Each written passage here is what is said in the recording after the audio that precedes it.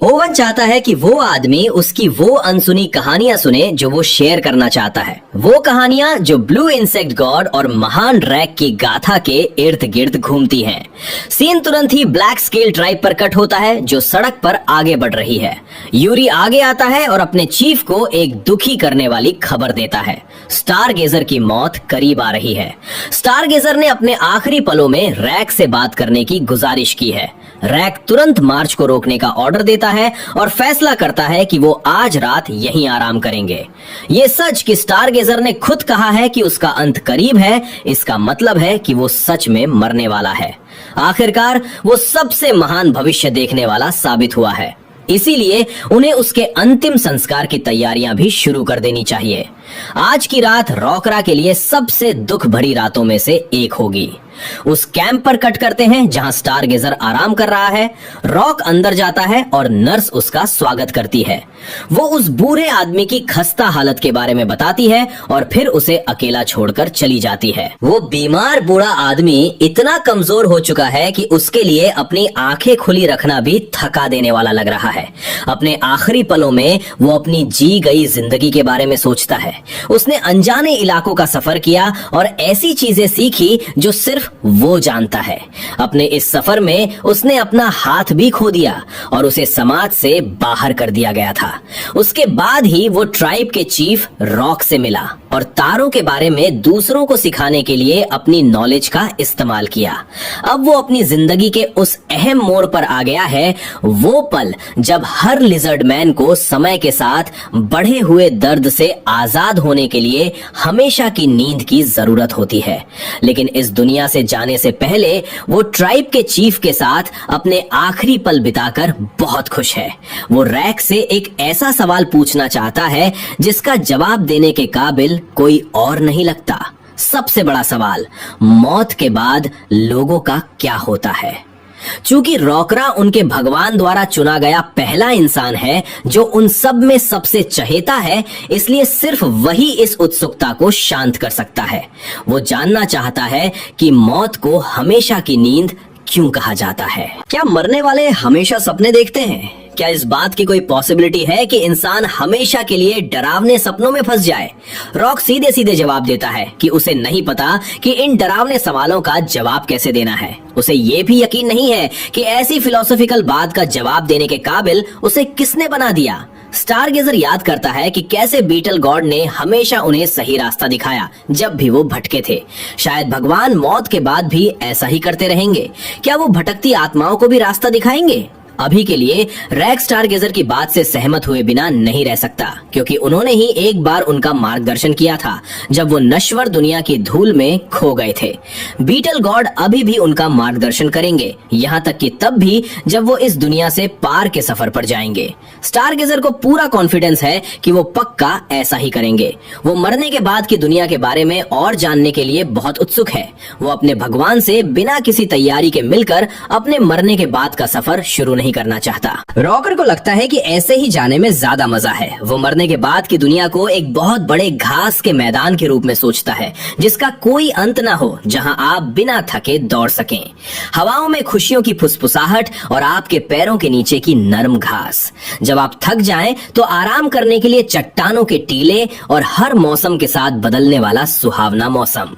Stargazer उम्मीद करता है कि मरने के बाद की दुनिया में उसका भी अपना एक घर होगा, एक ऐसी जगह जहां वो जब भी थका हुआ महसूस करे तो लौट सके। उसे हवा के एक झोंके से उड़ जाने वाला टेंट नहीं चाहिए, उसे बसने के लिए एक मजबूत घर चाहिए। स्टारगेजर को टेंट हमेशा से नापसंद रहे हैं और बात छिड़ी ही है तो वो अभी भी एक टेंट में ही आराम कर रहा है। हालांकि उसे कोई शिकायत नहीं है। जल्द ही उसकी आत्मा को बसने के लिए एक जगह मिल जाएगी। उसे इस बात की चिंता है कि मरने के बाद की दुनिया के आसमान में तारे होंगे या नहीं।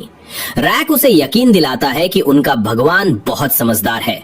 वो पक्का आसमान में तारे सजाएगा ताकि हर कोई अपने घर का रास्ता ढूंढ सके। ठीक उसी पल रकारा उन जानी पहचानी ब्लू बटरफ्लाइज को नोटिस करता है, जो इस बात का साफ इशारा है कि भगवान उन्हें देख रहे हैं। भगवान स्टारगेजर की आत्मा को ले जाने के लिए आ गए हैं। एक बार आत्मा ले जाने के बाद उस बूढ़े लिजर्ड मैन को आखिरकार हमेशा की नींद सुला दिया जाता है और अब वो इस नश्वर दुनिया में मौजूद नहीं है। नेबुला के लिए अब वो मरने के बाद की दुनिया बनाने का सही समय आ गया है जिसकी उसके लोग चाहत रखते हैं। सिस्टम उसे बताता है कि मरने के बाद की दुनिया बनाने की शर्तें पूरी हो चुकी हैं, जिससे उसे इसे बनाना शुरू करने का ऑप्शन मिल जाता है। उसके पास मरने के बाद की दुनिया बनाने की शुरुआत करने के लिए काफी रिसोर्सेज, लेवल्स, फेथ और आत्माओं का एक बड़ा खजाना है। आप देखिए, मरने के बाद की दुनिया इस गेम का एक बहुत ही जरूरी हिस्सा है। एक अच्छा आफ्टर लाइफ बनाने से किसी प्लेयर के जीतने के चांसेस बहुत ज्यादा बढ़ जाते हैं। बिल्कुल वैसे ही जैसे नेक जिंदगी जीने वालों के लिए स्वर्ग के दरवाजे खोलना और पापियों को सजा देना ये अच्छे संस्कारों और उसूलों को मजबूत कर सकता है, या फिर वलहल्ला की तरह योद्धाओं के लिए एक ट्रेनिंग ग्राउंड का काम कर सकता है। ये गेम आपको मरे हुए योद्धाओं को वापस असली दुनिया में भेजने की इजाजत भी देता है, जिसका मतलब है कि वो जंग में छुपे हुए इक्के का काम कर सकते हैं, जिससे प्लेयर को बाद के स्टेजेस में एक बहुत बड़ा फायदा मिलता है।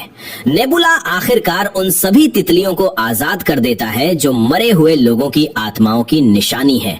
उन्हें मरने के बाद की दुनिया में बसने देता है, जिसे प्राइमोर्डियल प्रेयरी कहा जाता है।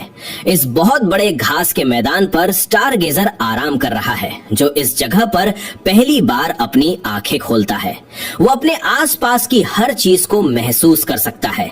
उसे एहसास होता है कि वो कुछ भी इमेजिन नहीं कर रहा है, वो कोई सपना नहीं देख रहा है।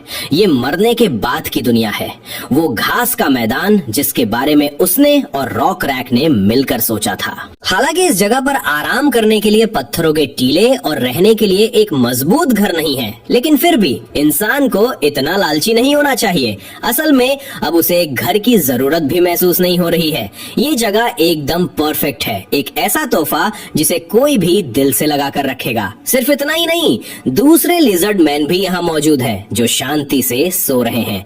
अभी सिर्फ वही अकेला है जो जाग रहा है।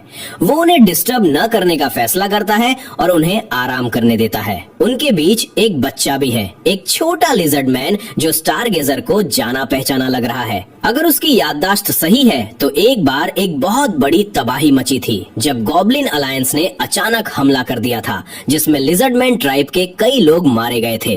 उन धोखेबाज कमीनों ने अपने कबीलों को मिला लिया था और सिर्फ बच्चों और बुजुर्गों को ही निशाना बनाया था।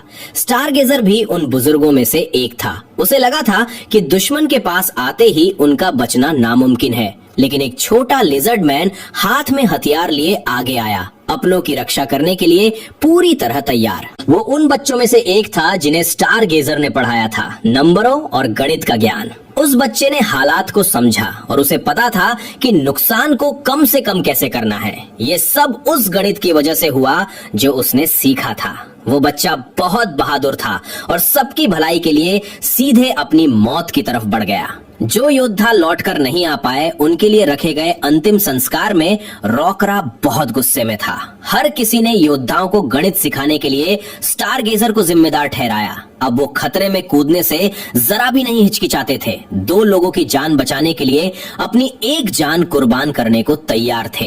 रैक दुख के आंसू बहाने के अलावा कुछ नहीं कर सका। भले ही योद्धाओं ने समझदारी भरा फैसला लिया था, लेकिन ऐसे लाचारी वाले हालात में वो सिर्फ निराशा ही महसूस कर सकता था। इस नौजवान के बलिदान की वजह से वो दूसरे बच्चों के लिए गणित सीखने की एक मिसाल बन गया।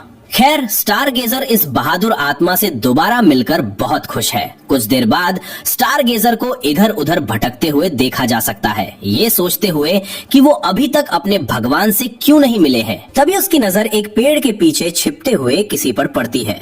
स्टार गेजर उस अनजान शक्ल का पीछा करने लगता है और ये पीछा उसे सीधा स्टार गेजिंग लेबोरेटरी तक ले जाता है। वो समझदार लिजर्ड आगे बढ़ता है। हजारों ख्यालों ने उसके दिमाग को घेरा हुआ है। वो जानना चाहता है कि उनका भगवान इतना दयालु क्यों है, उन्हें क्यों चुना गया, ऐसी क्या बात है जो उन्हें दूसरी प्रजातियों से अलग बनाती है। उस कमरे में दाखिल होते ही स्टार गेजर को एक स्टैंड पर एक अजीब सी मशीन दिखाई देती है और पूरी छत चमकते हुए तारों से सजी हुई है। वो उत्सुक लिजर्ड सीढ़ियां चढ़ता है, ये मानते हुए कि रॉकरा सही था। पत्थर और तारों से बना एक घर सच में मौजूद है। उस मशीन के पास पहुंचकर वो उसके लेंस से झांकता है और अपनी आंखों से एक पूरी आकाश गंगा देखता है। वो नेबुला गैलेक्सी को देख सकता है। ये पहली बार है जब वो तारों को इतने करीब से देख रहा है। इस नजारे ने ब्रह्मांड को लेकर उसकी समझ को पूरी तरह से बदल दिया है। काश वो इस नॉलेज को असली दुनिया के लोगों के साथ शेयर कर पाता। ये सब कुछ बदल कर रख देता। इस बीच नेबुला स्टारगेजर को इस एहसास तक पहुंचते हुए देखता है। वो चाहता है कि स्टारगेजर ये समझे कि उसने अपने दिखाए गए रास्ते को बिल्कुल सही तरीके से फॉलो किया है। मरने के बाद की दुनिया सिर्फ मरे हुए लोगों की मंजिल नहीं है। उनके भगवान के विश्वास, उनके मानने वालों के उसूलों को आकार देते हैं। जब वाइकिंग्स मरते हैं तो उनके लोग वलहल्ला नाम के एक स्वर्ग की कल्पना करते हैं। कल्टीवेटर्स के लिए वो एक आड़ू के फूलों के झरने का सपना देखते हैं। अब आप सोच सकते हैं कि जब एक विद्वान मरने के बाद की दुनिया में जाता है तो क्या होता है। ये तकनीकी विकास की एक नींव बन जाता है। नेबुला खुश है कि मरने के बाद की दुनिया बिल्कुल उसकी इच्छा के मुताबिक काम कर रही है, खासकर तब जब खतरा पहले से कहीं ज्यादा तेजी से बढ़ रहा है। क्लीपियर ट्राइब अभी उनका सबसे बड़ा खतरा है। इन लोगों के पास लोहे का काम करने की एडवांस स्किल्स और खूंखार गेमची जानवरों को पालतू बनाने की ताकत है।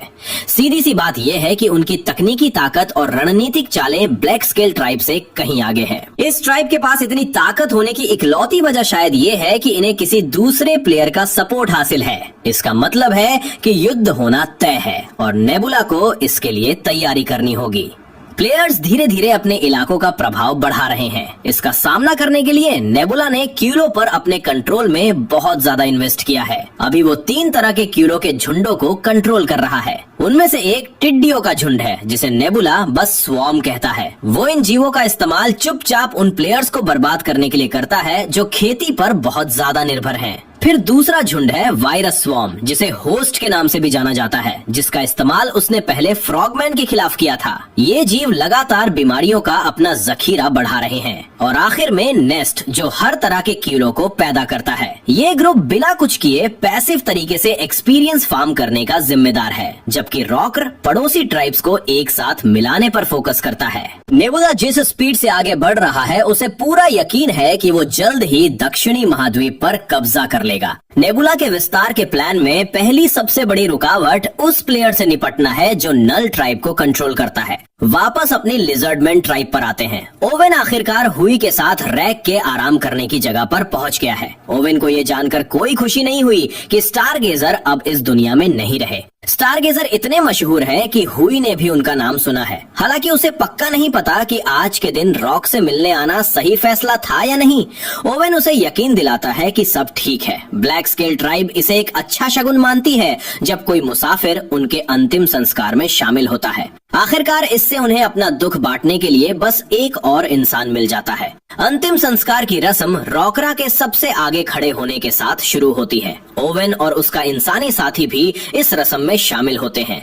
हाई तुरंत ब्लैक स्केल ट्राइब के महान लीडर चीफ को पहचान लेता है, जो अभी अपने आंसुओं को आजादी से बहने दे रहा है। ये देखकर वो आदमी हैरान रह जाता है। उसे उम्मीद नहीं थी कि चीफ इतनी खुलकर रोएगा। उसके इस रिएक्शन से ओवेन को ये सोचने पर मजबूर कर देता है कि क्या इंसान अपना दुख जाहिर नहीं कर सकते। हाई साफ करता है कि इंसान आंसू बहाते हैं, बस उनसे ये उम्मीद की जाती है कि वो उन्हें लोगों के सामने दबा कर रखे। रोने को कमजोरी की निशानी माना जाता है और उन्हें अपनी इज्जत बनाए रखनी होती है। इज्जत एक ऐसा कॉन्सेप्ट है जिसके बारे में ओवेन ने पहले सुना है, लेकिन वो इसे दूसरे लिजर्डमैन को सिखाने से बचता है। उसका मानना है कि लिजर्डमैन के पास इज्जत से कहीं ज्यादा गहरी कोई चीज है। रस्म के बाद वो आखिरकार आगे आता है और अपने खास दोस्त का स्वागत करता है। रैक अपने दोस्त को स्टारगेजर के अंतिम संस्कार में शामिल होते देखकर खुश है। फिर उसकी नजर ओवन के साथ आए उस इंसानी मेहमान पर पड़ती है। ओवन बताता है कि ये आदमी ऑटोमेशन कैसल से आया एक मैसेंजर है और उसे ट्राइब के चीफ से फॉर्मल तरीके से मिलवाता है।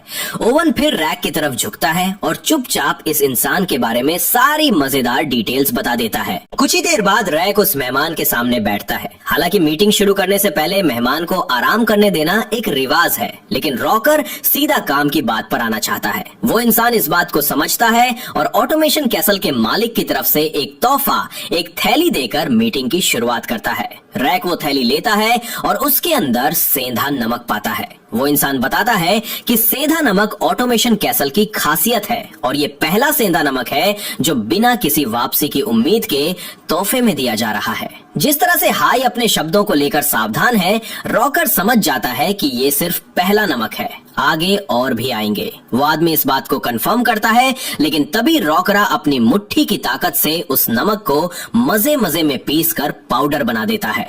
वो हाई को ऑटोमेशन कैसल में वापस एक संदेश पहुंचाने का ऑर्डर देता है। तोहफा मिल गया है, लेकिन वो आदमी जानना चाहता है कि रॉकरा ने उस नमक को क्यों तोड़ा। चीफ दावा करता है कि ये उसके भगवान को खुश करने के लिए किया गया है। जमीन पर सेंधा नमक छिड़कना जाहिर तौर पर एक रस्म है जो उनके भगवान का मनोरंजन करती है। जाहिर सी बात है, वो आदमी जानता है कि रॉकरा उसकी टांग खींच रहा है। वो इस बातचीत को आगे बढ़ाते रहते हैं और आखिरकार नतीजा साफ हो जाता है। रॉकरा का ये घुमा फिराकर कहने का तरीका है कि उसे ऑटोमेशन कैसल के साथ व्यापार करने में कोई दिलचस्पी नहीं है। उसे ये भी एहसास होता है कि रॉकरा को कूटनीतिक बातें पसंद नहीं है, इसलिए वो सीधा बात करने का फैसला करता है। सबसे पहले वो चीफ से पूछता है कि उसने ऑफर क्यों ठुकरा दिया। रैक अपनी शर्तें साफ कर देता है। उसे ऐसा ऑफर कबूल करना पसंद नहीं है जिसे किसी और ने पहले ही ठुकरा दिया हो। अगर किसी दूसरी ट्राइब ने इसे पहले ही मना कर दिया है तो ये ऑफर जरूर कीमती नहीं होगा। हाई जिद करता है कि ऑटोमेशन कैसल ने ये ऑफर खास तौर पर ब्लैक स्केल ट्राइब के लिए तैयार किया था, लेकिन रैक हकीकत जानता है। ये कोई इत्तेफाक नहीं है कि ओवन इस आदमी से टकराया और उसे यहाँ ले आया। ओवन के हिसाब से हाई उत्तर से आया था, ना कि पश्चिम से। ऑटोमेशन कैसल पश्चिम में है और सल्फाइड की कटे हुए कानों वाली ट्राइब उत्तरी बंजर जमीन में रहती है। इससे साफ पता चलता है कि हाई पहले सल्फाइड के पास गया था और वहाँ से ठुकराए जाने के बाद ही वापस लौटा।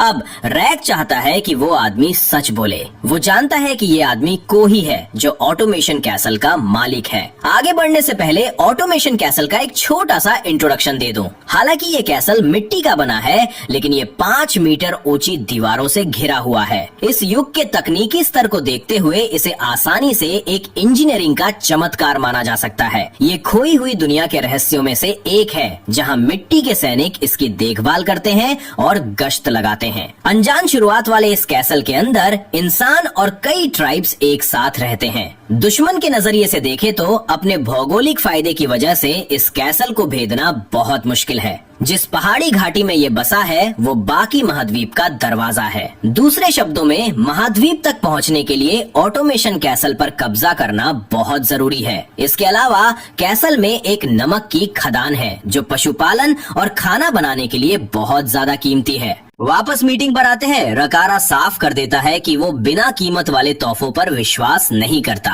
और अगर कोई तोहफा किसी ऐसे इंसान की तरफ से आए जो अपनी पहचान छिपा रहा हो तो वो उसे ठुकराने के लिए और भी ज्यादा तैयार रहता है, क्योंकि ऑटोमेशन कैसल का मालिक अपनी पहचान को ना तो मान रहा है और ना ही उससे इनकार कर रहा है।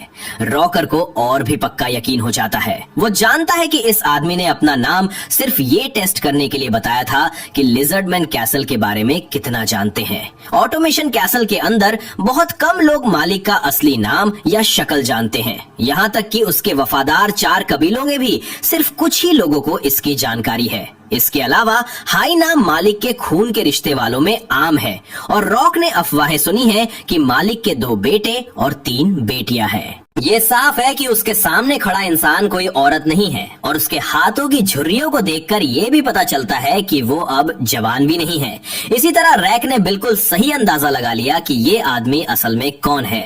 ऑटोमेशन कैसल का मालिक इस बात से पूरी तरह इम्प्रेस है कि रे रैक उनके बारे में इतना कुछ जानता है। उसे याद नहीं आता कि कभी किसी लिजर्ड मैन ने उसके इतने करीब रहकर काम किया हो जिससे इतने जरूरी राज बाहर आ सके। तो ये सोचना ही पागलपन लगता है कि रैक ने ऑटोमेशन कैसल के अंदर एक बार भी कदम रखे बिना इसके बारे में इतना कुछ पता लगा लिया। वो आदमी आखिरकार मान लेता है, वही ऑटोमेशन कैसल का मालिक है। वो ये भी मानता है कि वो जो तोहफा लाया था वो बिल्कुल असली था। एक बार फिर रैक को इस बात पर यकीन नहीं होता। अगर उस तोहफे की सच में कोई कीमत नहीं चुकानी थी तो उन लालची सल्फाइड बेवकूफों के पास इसे ठुकराने का कोई कारण नहीं होता। ऐसा लगता है रैक ने ये भी समझ लिया है कि आखिर ऑटोमेशन कैसल क्या चाहता है।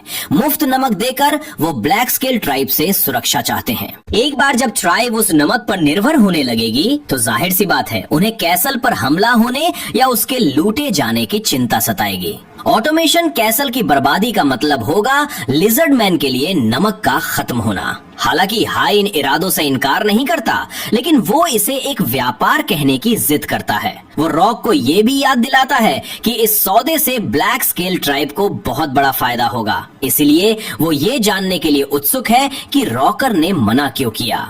रैक फिर असली पेज के बारे में बताता है। वो ऑटोमेशन कैसल की हिफाजत क्यों करे जब वो आसानी से उस पर कब्जा कर सकता है। अगर वो इंसानों को बाहर निकाल देता है तो ब्लैक स्केल ट्राइब के पास कैसल, घाटी और सारे रिसोर्सेज रह जाएंगे और बात यहीं आकर रुक जाती है। बिल्कुल यही जवाब हाई को सल्फाइड से मिला था। यही वो वजह थी जिससे वो सौदा टूट गया था। जाहिर सी बात है हाई इसे युद्ध का ऐलान कहकर इस बात को दबाने की कोशिश करता है, लेकिन रकाररा साफ करता है कि कूटनीति करना लिजर्ड मैन का काम नहीं है। वो बस वही रास्ता चुनते हैं जिससे उन्हें सबसे ज्यादा फायदा होता है। हाय ऑटोमेशन कैसल की ताकत के बारे में डींगे हाँककर उसे डराने की कोशिश करता है। रैक मानता है कि ब्लैक स्केल ट्राइब को नुकसान उठाना पड़ेगा, लेकिन वो जिद करता है कि वो फिर भी इसे जीत सकते हैं। आखिरकार ब्लू इंसेक्ट गॉड ही वो है जिन पर उन्हें विश्वास है। अगर उनका भगवान बीच में आने का फैसला करता है तो ऑटोमेशन कैसल के चारों ओर बनी वो ऊंची दीवारें गीली मिट्टी की तरह ढह जाएंगी और उसके सैनिक दैवीय ताकत के नीचे कुचल दिए जाएंगे। और तो और कैसल का मालिक उनके ठीक सामने बैठा है। उसे मारना इस कब्जे को बच्चों का खेल बना देगा। इसके जवाब में वो आदमी हंसता है। उसे पक्का यकीन है कि रैक उसे मारने की हिम्मत नहीं करेगा, क्योंकि अगर वो मर जाता है तो रैक के पास ये जानने का कोई तरीका नहीं बचेगा कि ऑटोमेशन कैसल का अगला वारिस कौन होगा। शुरुआत में रैक को नहीं लगता कि ये जानकारी किसी काम की है, इसलिए हाई उसे गो नाम के एक बोर्ड गेम के बारे में थोड़ा सिखाने का फैसला करता है। ये एक ऐसा गेम है जहां प्लेयर्स कटती हुई लाइनों पर काले और सफेद पत्थर रखते हैं। इसकी रणनीति बहुत आसान है, दुश्मन को पूरी तरह से घेर लो। अभी हाय उन्हीं में से एक पत्थर की तरह है। ये सब कुछ, ये युद्ध, ये विस्तार सिर्फ दो भगवानों के बीच खेला जा रहा गो का एक खेल है। रैक और उसके दुश्मन सिर्फ वो पत्थर है जिन्हें बड़ी हस्तियां अपनी चाल के हिसाब से आगे बढ़ा रही हैं। ब्लैक स्केल ट्राइब दूसरे राउंड में नल्स का सामना करते हुए घुस चुकी है। इस बार दांव पर ऑटोमेशन कैसल लगा है। जो भी ये राउंड जीतेगा वो इसका असली मालिक बन जाएगा। हाई पहले से जानता है कि रकाररा कैसल के अंदर होने वाले अगले उत्तराधिकार के मामले में दखल दे रहा है। कुछ लिजर्डमैन और उनके साथियों ने उसके बच्चों से संपर्क किया है ताकि वो उन्हें लिजर्डमैन के भगवान पर विश्वास दिला सकें। अब तक उसके कुछ बच्चों ने विश्वास करना शुरू भी कर दिया है। राज अब खुल चुका है और रैक इसे छिपाने की कोई परवाह नहीं करता। ऑटोमेशन कैसल पर कब्जा करने का यह सबसे अच्छा और साफ सुथरा तरीका है, एक ऐसा तरीका जिसमें खून खराबे की लगभग कोई जरूरत नहीं है। रैक ने ये सब कैसे मुमकिन किया, ये समझने के लिए हम 3 हफ्ते पीछे चलते हैं। नेबुला के पास अचानक हेगीमोनिया आता है, जो पेरिश्ड वर्ल्ड का दूसरे नंबर का प्लेयर है और हमेशा से उसका दुश्मन रहा है। हेगीमोनिया एक पुराने दोस्त की तरह उससे बात करने की कोशिश करता है, लेकिन नेबुला चाहता है कि वो बकवास बंद करे और सीधा काम की बात पर आए। पता चलता है कि ऑटोमेशन कैसल के लिए लड़ने के लिए जिन प्लेयर्स को चुना गया है वो दोनों ही हैं। ये बात हालात को और भी बुरा बना देती है कि गेम अभी शुरू ही हुआ है और टॉप के प्लेयर्स पहले ही आपस में टकरा रहे हैं। ये आखिरी राउंड होगा और जो भी हारेगा वो हमेशा के लिए खत्म हो जाएगा। नेबुला पहले से ही हेगीमोनिया के खेलने का तरीका जानता है। उसकी समझ बहुत तेज है। वो एक मॉन्स्टर की तरह एक साथ कई काम कर सकता है और वो गेम की शुरुआती लड़ाइयों में माहिर है, बिल्कुल उसी तरह की लड़ाई जो नेबुला नहीं चाहता। इसलिए एक सीधी लड़ाई के बजाय नेबुला एक अलग रास्ता चुनता है। वो विपरीत भविष्यवाणियां एक्टिवेट करता है। यहाँ बताया गया है कि पेरिश्ड वर्ल्ड में भविष्यवाणी कैसे काम करती है। एक प्लेयर इस स्किल का इस्तेमाल तब कर सकता है जब उसकी डिविनिटी लेवल 6 पर पहुंच जाती है। ये असल में एक टास्क है जो वो खुद को देते हैं। इसे पूरा करने पर बहुत ज्यादा एक्सपीरियंस मिलता है। इसमें फेल होना एक तबाही है। एक फेल हुई भविष्यवाणी प्लेयर के लगाए गए सारे एक्सपीरियंस और उससे जुड़े सारे फेथ पॉइंट्स को खत्म कर देती है। इससे भी बुरी बात यह है कि ये एक रैंडम नेगेटिव इवेंट भी शुरू कर सकती है। अब जब दो प्लेयर्स ऐसी भविष्यवाणियां करते हैं जो एक दूसरे के खिलाफ होती हैं, तो एक को इनाम मिलता है और दूसरे को सजा। हेगमोनिया इसके लिए पूरी तरह तैयार है। हालांकि वो जानना चाहता है कि भविष्यवाणी किस बारे में होनी चाहिए। नेबुला को याद आता है कि ऑटोमेशन कैसल के नए मालिक को चुनने का समय लगभग आ गया है। सिर्फ मौजूदा मालिक ही उत्तराधिकार की रस्म का सही समय जानता है। इसलिए नेबुला एक भविष्यवाणी का सुझाव देता है। ऑटोमेशन कैसल का अगला मालिक कौन बनेगा? मौजूदा मालिक के 5 बच्चों में से उन्हें एक को चुनना होगा।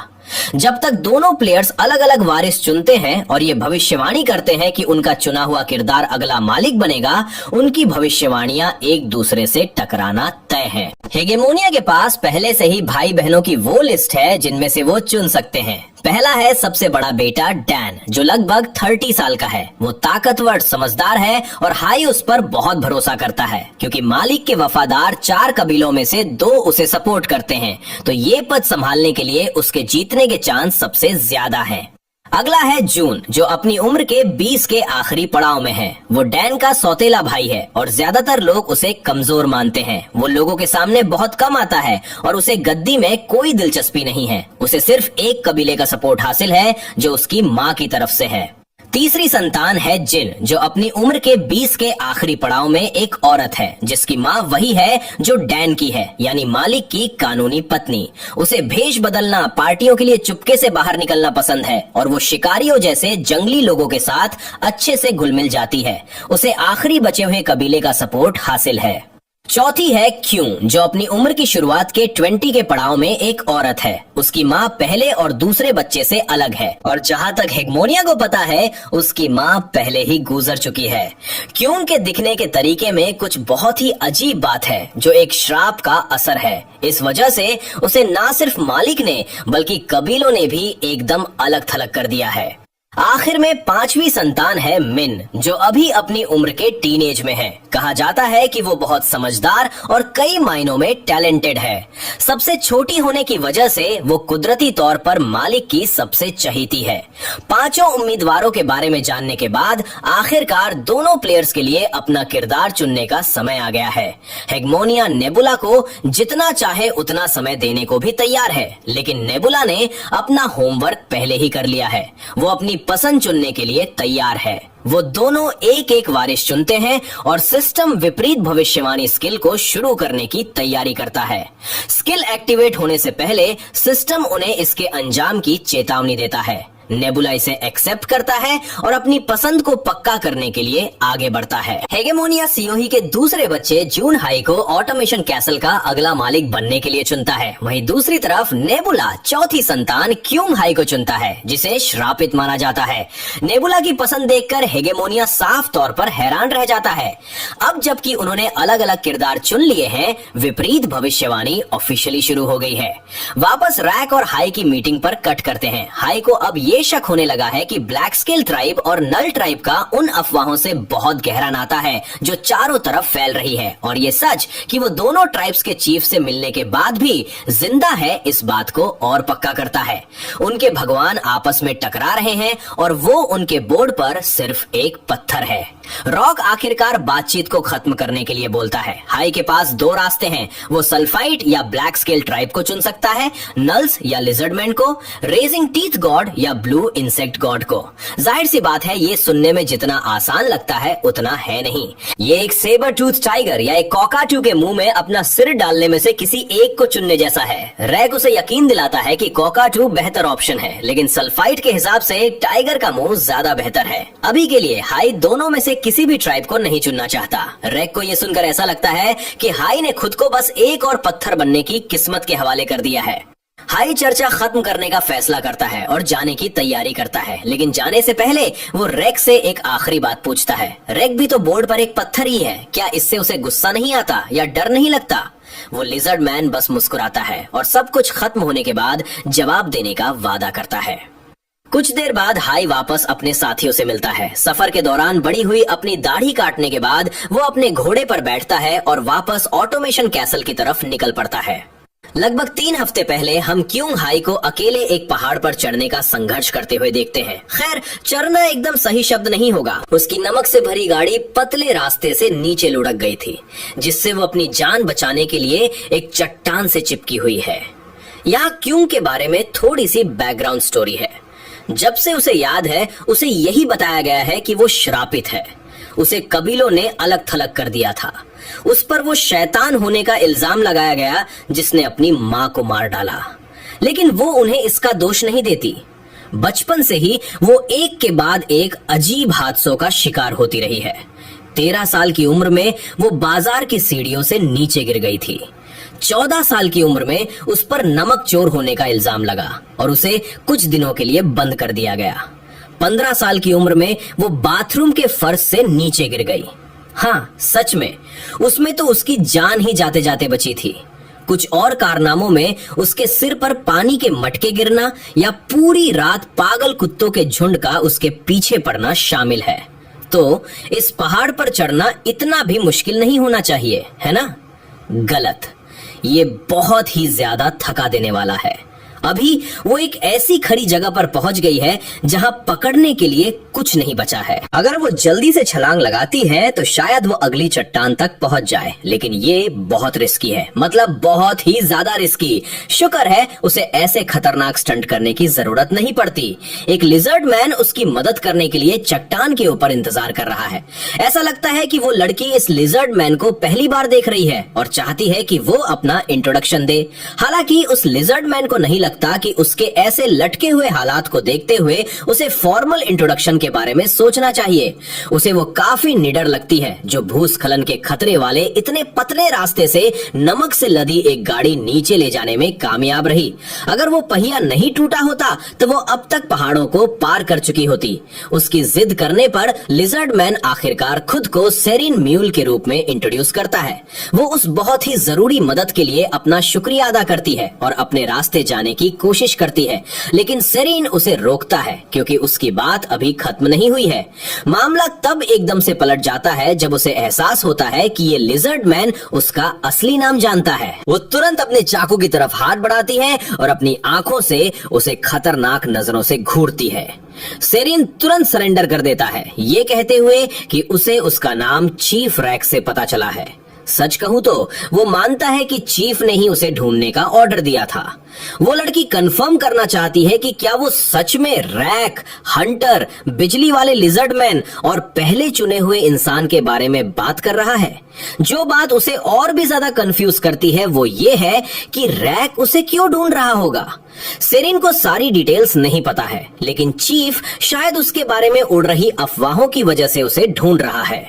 ऐसा लगता है क्यूंग को कोई आइडिया नहीं है कि वो किन अफवाहों की बात कर रहा है। वो कुछ समय से ऑटोमेशन कैसल से बाहर है, रेशम खरीदने के लिए सफर कर रही है।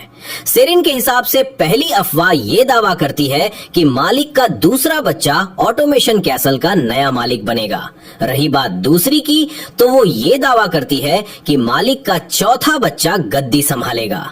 अपने बारे में ऐसी अफवाहें सुनकर ये समझना कोई मुश्किल काम नहीं है कि ये सब झूठी है। आखिरकार वो एक नाजायज औलाद है जिसे ऑटोमेशन कैसल की राजनीति में कोई दिलचस्पी नहीं है। इस बात के बहुत ज्यादा चांस हैं कि उसके किसी भाई ने अपने फायदे के लिए ये झूठी अफवाहें फैलाई हों। इसलिए उसे लगता है कि वो इंसान नहीं है जिसे सेरिन को ढूंढना चाहिए। इसके बजाय अच्छा होगा कि वो जाकर उसके बाकी भाई बहनों को ढूंढे। हालांकि अंदर ही अंदर उसे अपने हालात काफी चिंताजनक लगते हैं। ये लिजर्ड मैन उसकी असली पहचान जानता है, भले ही मालिक के बच्चों को अपनी पहचान छिपानी होती है। हालांकि ये बंदा ताकतवर है, उसे लगता है कि उसके पास रिस्क लेने और उसे जान से मारने के अलावा कोई चारा नहीं है। ऐसा लगता है कि सेरिन को अच्छे से पता है कि वो क्या सोच रही है, इसीलिए वो बताता है कि उसे उसकी हिफाजत करने का ऑर्डर भी मिला है। जाहिर सी बात है ये बात उसे कंफ्यूज कर देती है, जिससे वो लिजर्ड मैन हालात समझाने लगता है। भले ही वो इन अफवाहों को सिर्फ झूठी बातें मानती हो, लेकिन ऑटोमेशन कैसल के मुख्य परिवार इन्हें ऐसे ही अनदेखा नहीं करेंगे। उत्तराधिकार की रस्म से पहले रास्ते के कांटों को कम करने के लिए वो उसे रास्ते से हटाने की पूरी कोशिश करेंगे।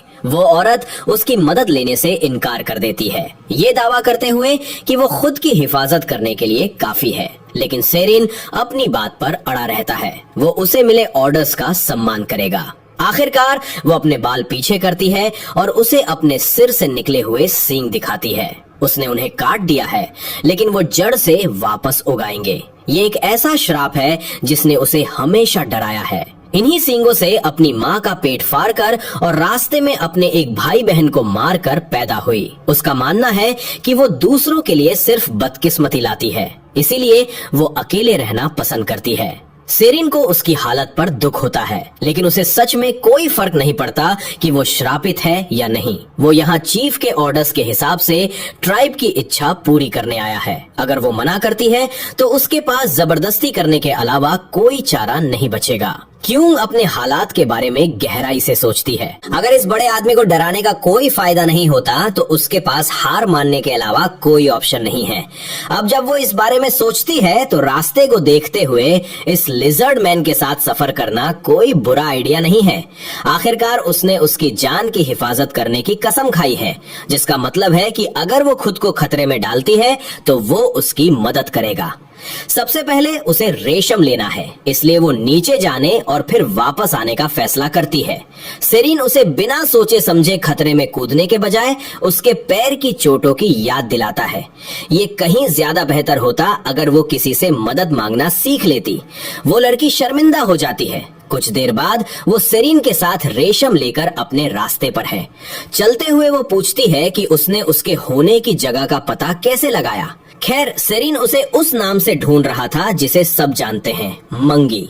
उसके साथियों ने जानकारी के लिए रिश्वत तक नहीं मांगी, वो इसे मुफ्त में देकर बहुत खुश थे। उन्होंने उसे ये भी बताया कि वो रेशम का अपना खुद का बिजनेस शुरू करने का सपना देखती है। तो दोस्तों, आज का ये धमाकेदार एपिसोड यहीं पर खत्म होता है और कहानी एक बहुत ही खतरनाक मोड़ पर आ खड़ी हुई है। क्या क्यूंग और सरीन इस एरिया से बाहर निकल पाएंगे? बाहर एक भयानक जंग छिड़ चुकी है और सबसे बड़ा सवाल, नेबुला और हेगेमोनिया के बीच हुई उस विपरीत भविष्यवाणी का आखिर क्या अंजाम होगा? कौन बनेगा इस कैसल का नया मालिक? ये सब हम देखेंगे इसके अगले पार्ट में। लेकिन दोस्तों, एक शर्त है, मैं इसका नेक्स्ट पार्ट तभी लाऊंगा जब मुझे इस वीडियो पर बिल्कुल फर्स्ट पार्ट जैसा ही जबरदस्त और तगड़ा रिस्पांस मिलेगा। तो बिना कोई कंजूसी किए वीडियो को अभी के अभी लाइक कर दो, अपने सारे दोस्तों के साथ शेयर कर दो और कमेंट सेक्शन में नेक्स्ट पार्ट लिखकर पूरी तरह से आग लगा दो। मुझे आपके कमेंट्स का बेसब्री से इंतजार रहेगा। अगर चैनल पर नए हो तो सब्सक्राइब करके बेल आइकन जरूर दबा लेना, ताकि अगला भौकाल एपिसोड आते ही सबसे पहले आपको पता चले।